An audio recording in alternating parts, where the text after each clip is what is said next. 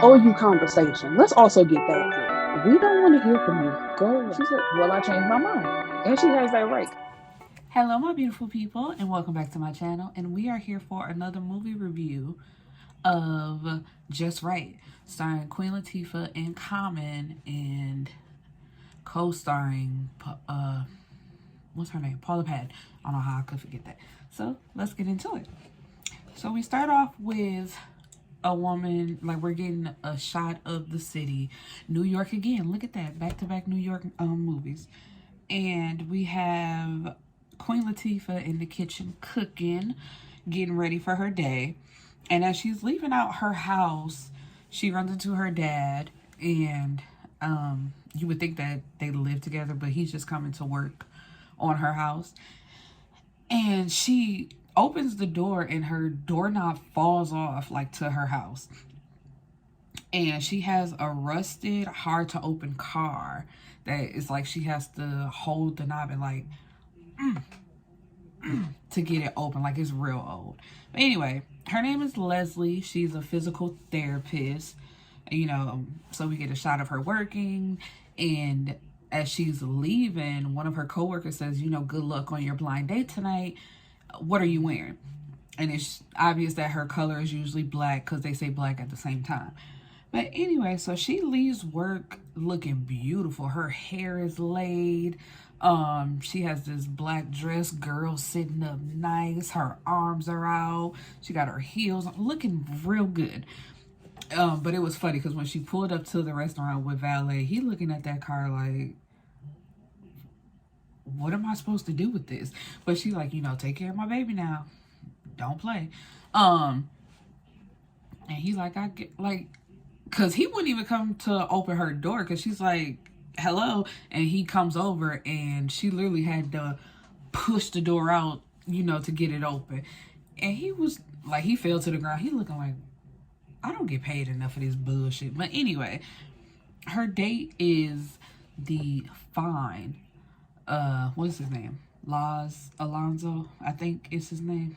I can't remember, but he is fine. If you remember this Christmas, who Regina King whooped his ass in that bathroom, him. Anyway, so the date goes great. I mean, because as soon as they see each other, I thought it was gonna be like a you my date kind of thing, like how they do with the big girls. And Queen Latifah, like as far as stomach goes, she not that big. It's more so like she got broad shoulders, I would say, and she got like a big chest, but her stomach all in all is not that big. But anyway, I thought it was gonna be that type of situation, like but no, he look at her like, you fine, let's go. Conversation going great. He even feed her but before the dessert thing, he talking about having like 2 and 3 kids with her. Like it's obviously a joke, but it's going great. He feeding her dessert. Like, I could do this all night. Let's have some more wine. Like, great. But they get outside and she says something about doing it again. And here's I just got out of a relationship. I'm not really looking for nothing. You cool, whatever. And it's sad because she knows, like, everything she knows he's gonna say, she says it before he does. He's like, yeah, you get it. We still cool? And then it's just like, as they're waiting for their cars, he's like, so how about those nets? And it's just like, how about them? Like, nigga, I don't want to talk to you anymore. Do I want to say let her on? Because it's like, for the date to go that great and y'all flirting, then we get outside and I mention another date, you like, dap it up, let's go. Basically, that's it. And it's just like, so her feelings are kind of hurt because it's just like, why does this always happen to me? Why am I never seen as the girlfriend instead of just the homie? And when she goes home, she's telling her god sister about it, who is Paula Patton. And just like my gripe with my New Jack City review, go watch that, go check it out. You don't learn people's names right away, like if you're gonna remember them, which I like to do. It's just like, so it took me halfway into the movie to get to her name. Her name is Morgan, but like all this time, I was just calling her friend. I didn't even know it was the god sister. I actually learned that later, and I just put it in the front. But anyway, and she tells her, you know, basically she's not girly enough. And that's some bullshit. But that's why I appreciate Queen Latifah in the roles that she do play, because it's like everybody's not that girly type of chick, and you're also not like the, what do I want to say, like undercover pretty girl, because it's like that's like a trope of them being like real pretty if they did just put on a dress and put on some makeup. But it's like, and not to say, okay, that came out wrong, but it's just like, you know, like not the typically pretty like me. And I'm not calling myself ugly, but it's just like I'm not the first thought of pretty when people come up, and I'm not really like a girly girl either. And I still ain't got no man either, so I guess it's a reason for that. But anyway, it's just like, you know, we deserve men too. Like, we not all gonna dress up. That's my point, basically. Like, everybody not gonna be a girly girl. We deserve men too, our partners, or whoever you want to be with. That's my point. I went on about that too long. Anyway, and her god sister is unemployed, and she recently had her car repossessed because she stopped making payments on it. And I was so confused, because I'm like, how do you have a catch like Queen Latifah? She owns her own house. You know, she has a job. She loves like she can talk sports. She can have conversation. Like, she's great. And then you have Morgan, who is pretty, girly girl, who just wants to play dress up all the time, wear heels, and really don't have nothing going for herself. And her only goal in life is to be an NBA wife. Like, not even love the man, just the fact that she's a wife of somebody playing in the NBA. She done got a cutout board. She got it all mapped out of how she's planning on getting somebody in the NBA. And so they're going to a basketball game the next night, because Queen Latifah loves the Nets. Like, she loves basketball, but specifically she loves the Nets. Like, that's her favorite team. That's her team. And so she shows, in my opinion, appropriately. It's like, we going to a basketball game. She got on a Nets jersey and she got on some jeans. And her mom, Leslie's mom, is played by the legend, the still beautiful, still gorgeous Miss Pam Grier. But anyway, as soon as she see her, she like, that's what you going in? And she like, yeah, I'm going to watch basketball. Like, what else would I be doing? But anyway, then Morgan comes out. This girl got on a skin-tight dress and some heels. And her mama is so proud. Like, see, this is what you need to be wearing. And it's just like, you can tell from the get-go that her mom would like her to be like this, look like that, and all that. And so she just looks at her like, okay, no. But anyway, Scott McKnight, who is played by Common, is the star of the Nets. So it's just like, at the game, everything is focused on him, whatever. So they end up winning the game, and after the game, she a bitch, a big shit talker during the game. Like, basically, that's all you hear is Leslie yelling, saying little slick stuff. And at one point, this man is like, can you please be quiet so we can enjoy the game? But anyway, after the game, Morgan ditches Leslie for some friends who walked up to her and told her, you know, tomorrow night is Scott McKnight's birthday and he's having a party at his house. But, you know, right now we're going to the club. Come with us. And so she faked, you don't mind, do you? Leslie like, no, go ahead, do your thing. But anyway, she ends up at the gas station. And at the gas station, who pulls up but Scott McKnight? He on the phone talking about something, don't really matter. But he get out his expensive car, like, man, I can't even find the tank on this thing. Like, I can't put gas in my car. So she walks over to help him out, and he invites her to his birthday party. Like, you know, thank you, and here you go. And so when she goes home, she tells Leslie, you know, if you would have went with me last night, you could have met him at the gas station when it was just the two of us, and you could have had a personal conversation with him. And he invited me, and basically like, you can be my +1. And that's another thing. I'm like, Leslie, she was too nice in my opinion, but you know, whatever. So while they're getting ready, you know, they talking, and Leslie's mom comes in with these, I guess, like magic earrings, because she says that her mom wore them when she met their Leslie's grandfather, and then she wore them when she met Leslie's dad. So it's just like, obviously if you wear these, you gonna catch a man. And so you would think that she would give them to Leslie, right? Of course not. She gonna give them to the pretty one. And she says, oh, Leslie, I know you don't really like to wear these, but one of you has to wear them tonight. And then automatically turns towards Morgan. Me? And I said, I hate Leslie mama, and I hate Morgan. And I hate Leslie a little bit too, because like I said, she was too nice. And it's just like, you can see, and that was another thing. It's like, as you're watching, you see the look on Leslie's face. It's just like, damn, really? You didn't even offer them to me. You just flat out, I know you don't like them, so I'm going to give them to the pretty one. I know she's going to catch a man anyway. So it's just like, she don't even need the damn earrings. You in love with her already with how she looked. So why are you giving away our family jewelry? Because she's the god sister. She ain't related into this family. So when they get there, you know, it's a big mansion, a lot of people there, and Morgan goes off to mingle. She's like, you know, I'm gonna look around, whatever.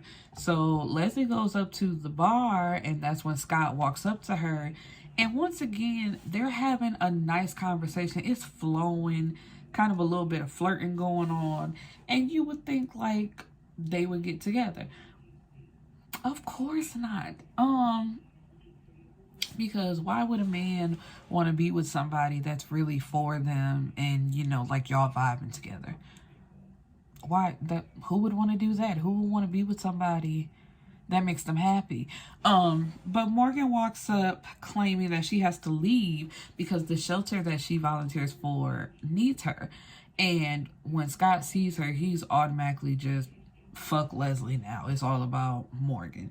And he's like, he falling for the book. He don't know her, so he falling for the book. You volunteer? I do too. You know, we should go out sometime. And Morgan says, oh, I tried dating the basketball player thing. It didn't work out. But nice meeting you. And they leave.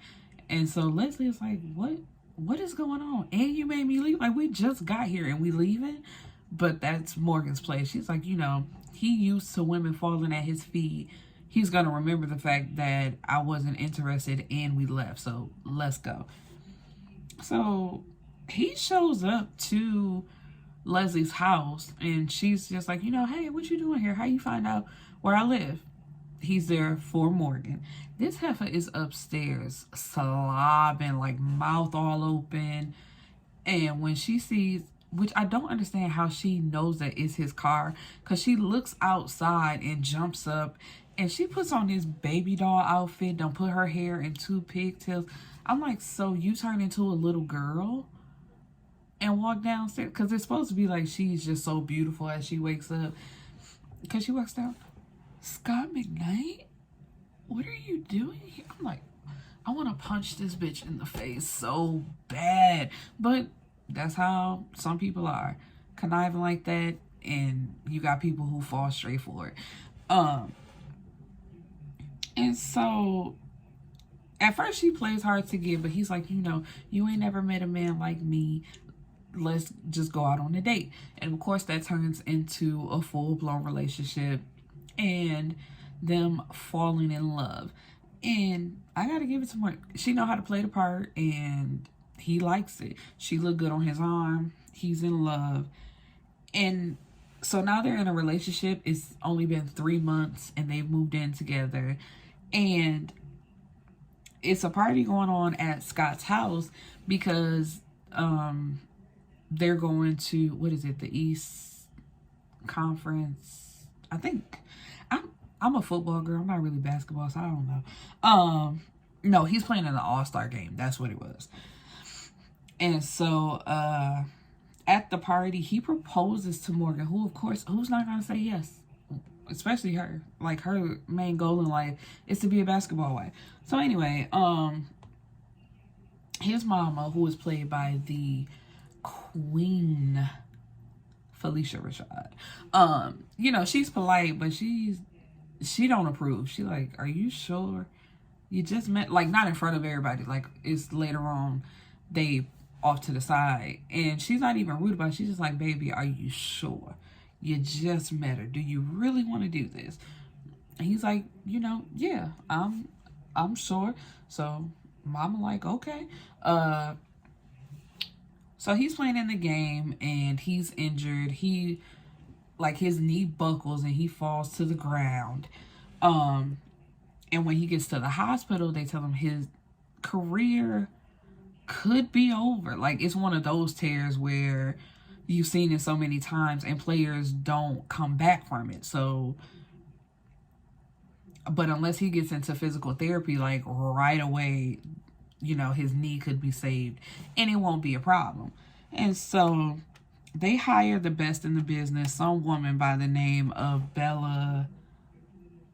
I didn't write her last name down, but her name's Bella. But when Morgan sees her, she's jealous because she's this, like, super...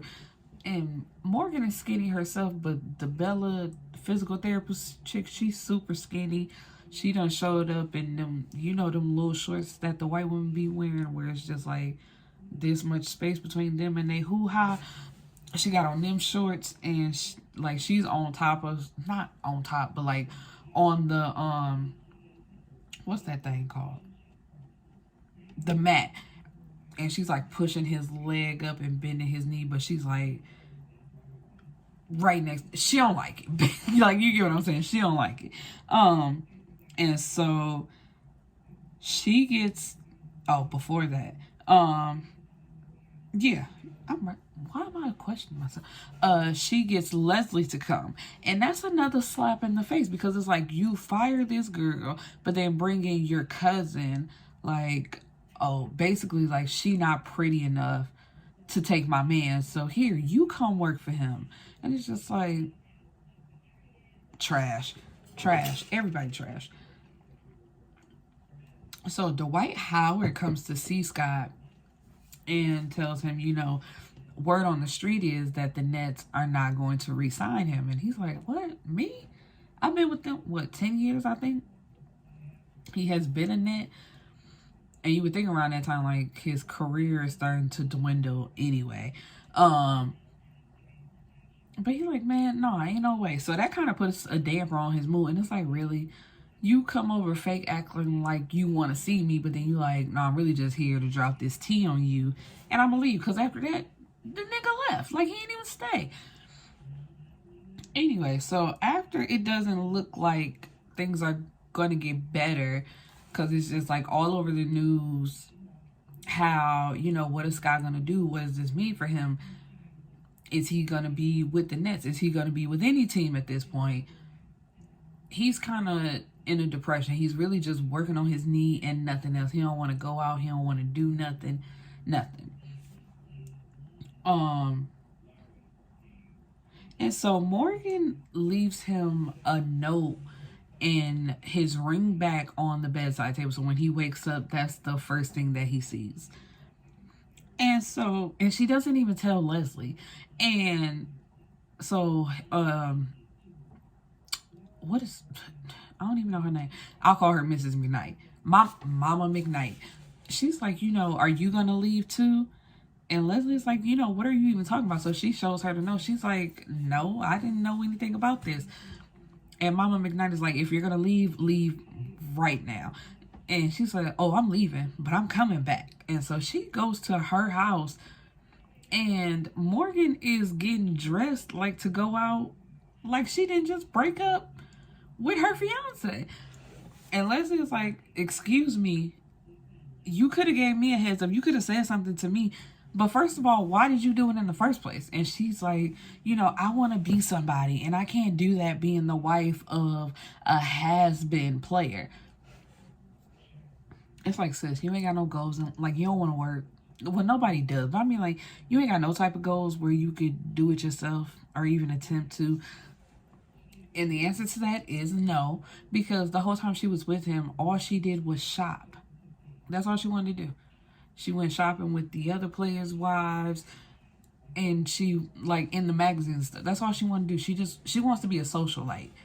That's her definition of being somebody, is being a socialite. And so after that, Scott is depressed. He don't want to do nothing. He don't even want to work out for real. And, like, he won't answer his door for Leslie. So, I think, maybe like a week, maybe 2.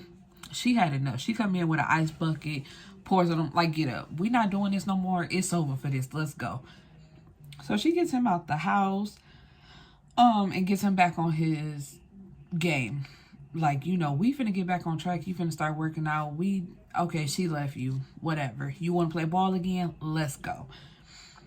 And Leslie, as she's doing this, she's working on her own because she does have goals. Like, she's a physical therapist, but she also wants to be, like, a personal trainer for athletes now. Because now that she's taking on this job, she's like, I know I can get more jobs, and that's what I want to do.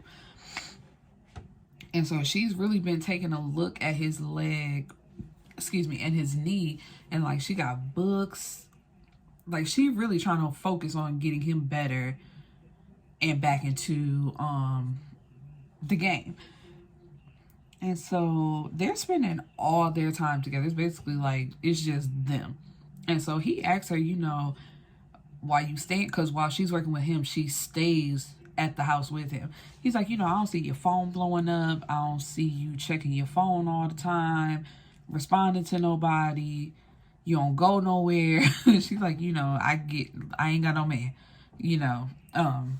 I ain't got no man, basically. Like, I don't know what you want me to say. And so, at some point, she gets a cold, and he takes care of her. It was so cute. It was like he was feeding her soup. They fell asleep on the couch together. And, because it's just like, you can see that she is the one for him, but anyway, so there was, when him and Morgan got engaged at that party, but before that, Morgan was taking Leslie, like, around the mansion, and there was a door that was locked, and she said, I don't know what that is, because he doesn't let anybody go in there. I just hope it ain't, like, some crazy shit that's in that room. But anyway, the secret room is a music room. He has, like, posters up of the legends, and he has a piano in there that he likes to play. So he's playing while she's singing, like, they're joking around, and he's nervous about the fact that, what if when I go to play, my knee gives out again? Like, what if this is it for me? And who am I without basketball? And she has to tell him, like, you're Scott McKnight. You're still somebody. Like, you have a life after basketball is basically the point. It's like, yeah, this has been a part of your life for so long, but there's other things you can do after this. You know what I mean? Like, don't just let this be it for you. And so, and they share a moment where, like, they're almost about to kiss, but Leslie stops it. And she's like, I'm going to go to bed. Because this whole little scene is like 2 and 3 o'clock in the morning. And so it's time for the game, his very first game. And he's not doing so well at first, like that first half. So Leslie comes down from the stands and it's like, what you doing? You so nervous about the game, you just gonna throw the game away? Or are you coming to play? So that second half, he get out there, he even he takes the winning shot, hitting the 3 just as the buzzer goes off and winning in the game. So, he's so happy. He takes Leslie out on a date. It's just like, just to say thank you. And they have it's like a repeat of the first date. Such an amazing time. And when the date is over, he has a gift for her. It's her car. Like, he's completely upgraded, all new everything except the door. Because I forgot to say, while they were working on one time, he's like, what is up with this rusty car, and it's actually a car from her grandfather, and the door that's hard to open also has a dent in it, and she calls it a dimple because her grandfather had a dimple on his left side. And so she was like, she never wanted to get the door fixed because she doesn't want to lose that. So he is still all new everything except for the door. He made it into a butterfly door, so it lifts up instead of having to lift out. And, you know, like it's a what is it? It's upgraded. Fuck it. Because I ain't even finna try to explain it. So it starts off as a kiss. They end up sleeping together. And in the morning, when Leslie is feeling good, like she's stretched out in the bed, he done left her breakfast in the bed. She's like, oh, I done slept with this nigga. It's like, you know, she just feeling good. Then it ding dong. And of course, who shows back up now that he's back in the spotlight? Who else? And so Leslie's like, you know, what are you doing here? And she's like, you know, basically she's ready to reclaim her spot. Like, I just had a moment of weakness and I basically want my man back. So Scott shows up like as they're talking, and he sees Morgan, and he's like, you know, what are you doing here? And she gives him a sob story of how her mama left when she was, or did her mom die? Anyway, she didn't have no parents, and so all she's known is that people leave her. So he's like, you know, I wouldn't have left you.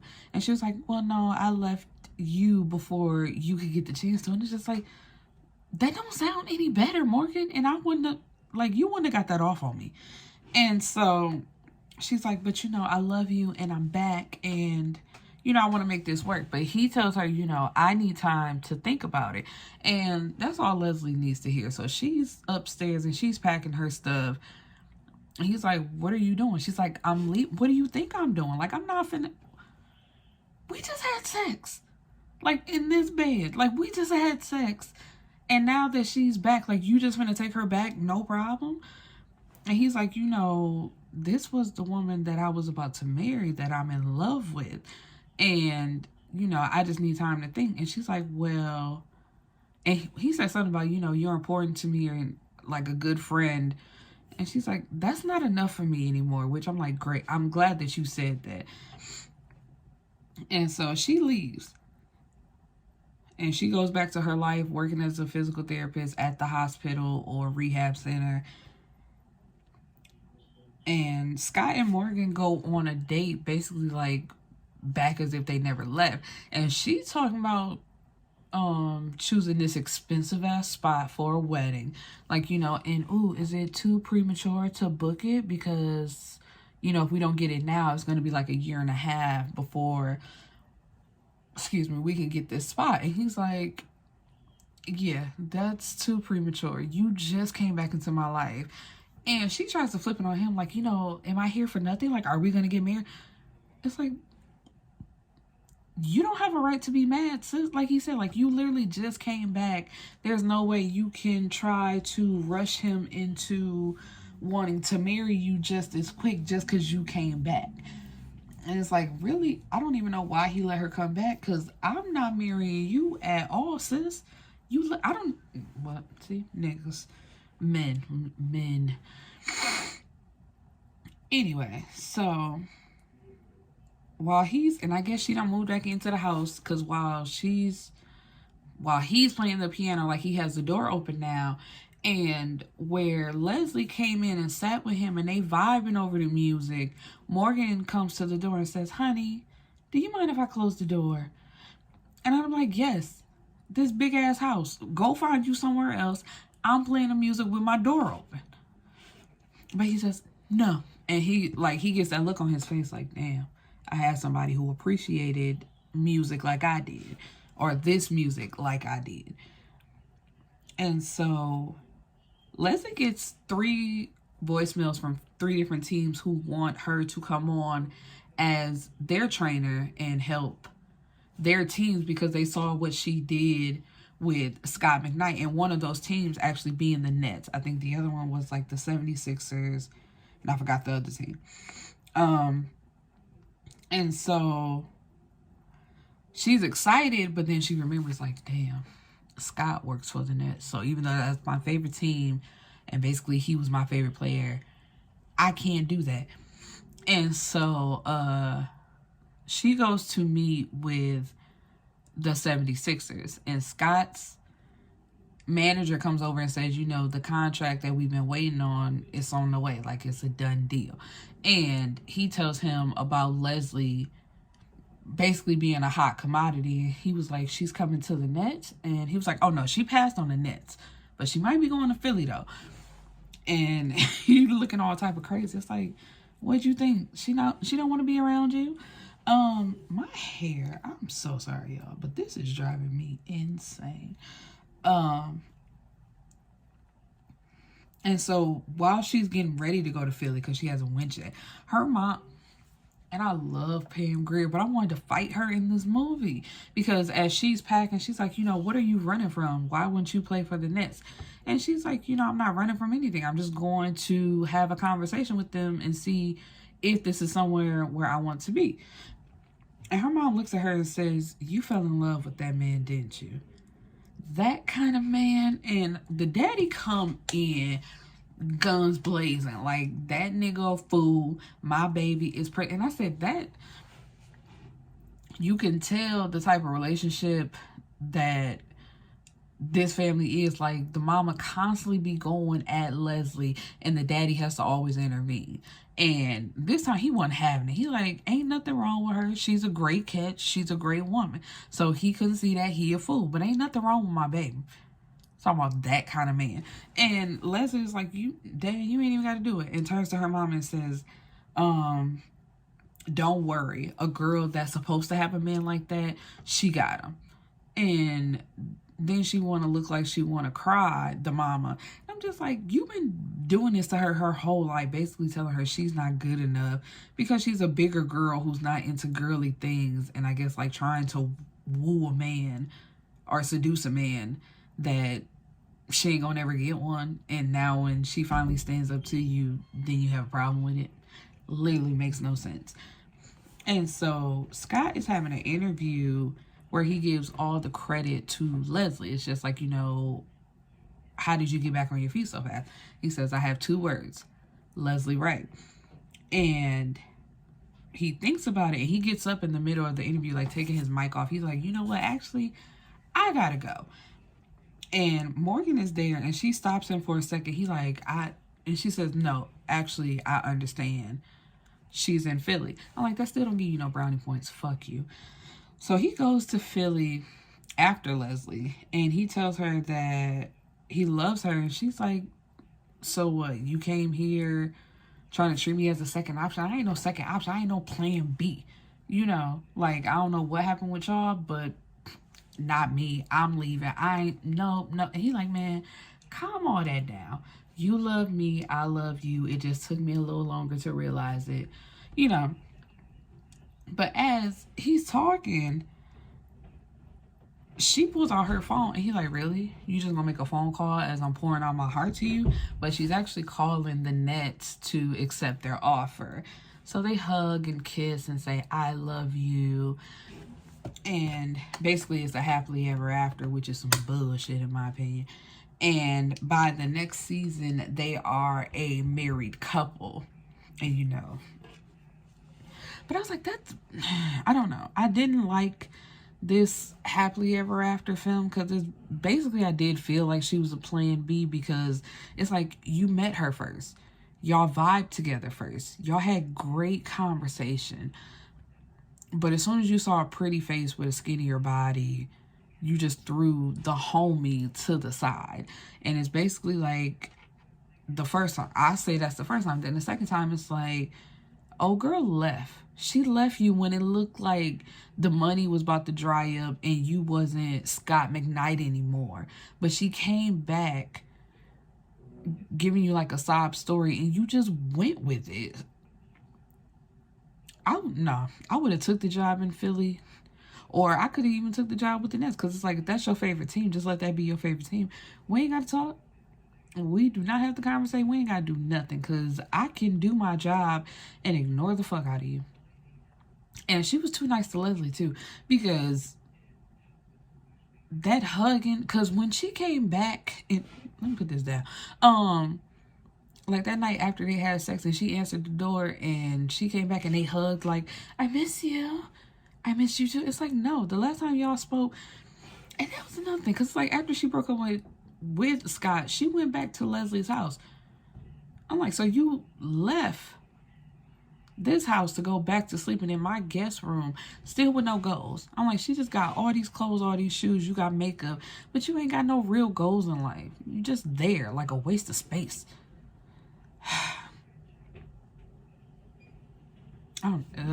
It just frustrates me so bad. But anyway, that's just right. I hope you guys enjoyed the review. Peace and blessings, my beautiful people.